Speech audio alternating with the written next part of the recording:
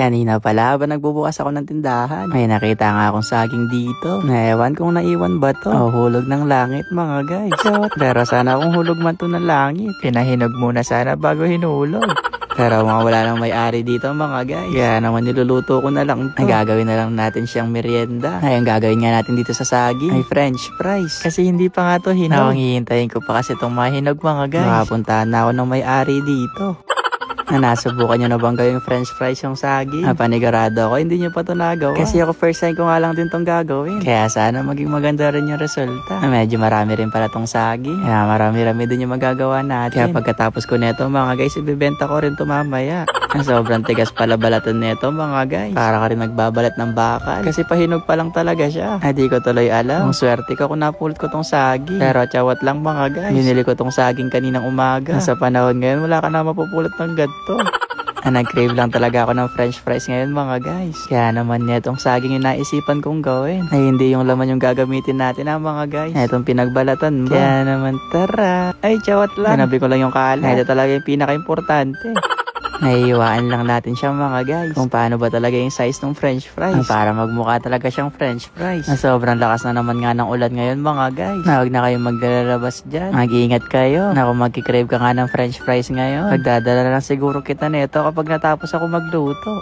Basta mag-ingat kayo ngayon. Lalo na palakas ng palakas yung ulan. Bago nga natin to prituhin, hinugasan ko na nga muna siya para mas malinis to mga guys. Hindi na tayo maglalagay ng kung ano-ano. Basta pagkatapos nga natin to mahugasan, prito na kaagad.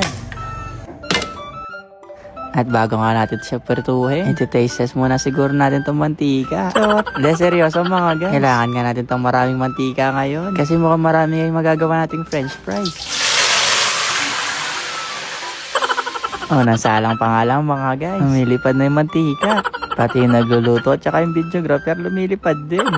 Nabilis nga pala maprito ng saging. Bago ko kasi nilagay yung saging mga guys, sinigurado ko munang mainit yung mantika. Kasi kailangan yung mga saging nga na to maging malutong. Na parang chichaw duwog-duwog. Ang bango pala ng gantong klaseng french fries. Excited na tuloy ako matapos to. Na mabilis lang din silang lumutong mga guys. Kasi tingnan nyo, ilang minuto lang nga itong nakasalang. Naging ganito na nga yung itsura niya. Nakaunting prito na lang siguro to mga guys, magiging banana chips na to. Pero french fries nga yung gusto natin mga guys. Kaya french fries yung gagawin natin. Eto sinabay ko na nga yung last batch. Habang hinihintay nga natin to maluto, gagawa na nga muna siguro ako ng sauce dito. Napag-haluin ko nga lang tong mayonnaise at ketchup.